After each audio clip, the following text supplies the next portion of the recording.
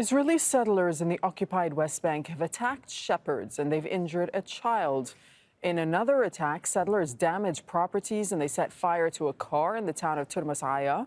Settler attacks have increased since the war on Gaza began. Rights groups accuse the Israeli government and police of ignoring the violence against Palestinians.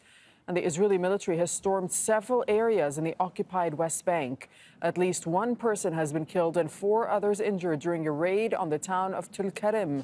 Zein Basravi is joining us from Tulkarem in the occupied West Bank, which has been the focus of raids in the past. Zein, tell us about this one and its aftermath.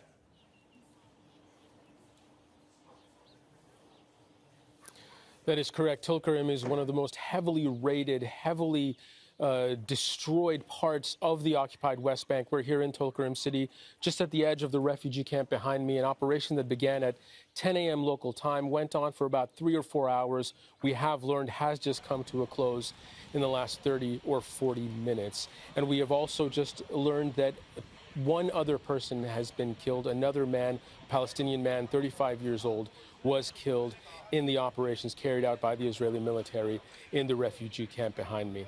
The man that they were looking for, they came in looking for a specific suspect.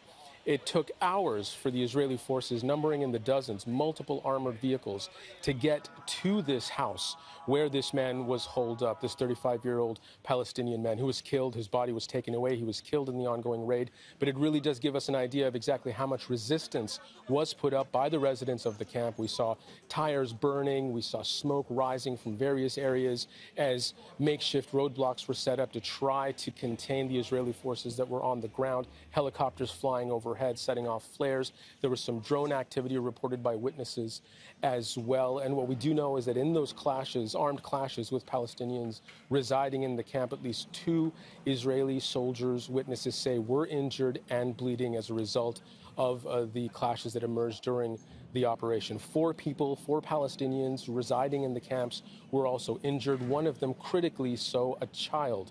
And we know that this raid went on for several hours. It has just come to a close, and off the back of the deaths that happened this morning into the afternoon, the 2 more Palestinian men killed in this raid. The total number of Palestinians killed in raids in the occupied West Bank, which have seen an uptick since the war on Gaza began, since the events of October 7th, that total number now stands at 398. All right, thank you, Zein Basravi, reporting for us from Tulkarem in the occupied West Bank.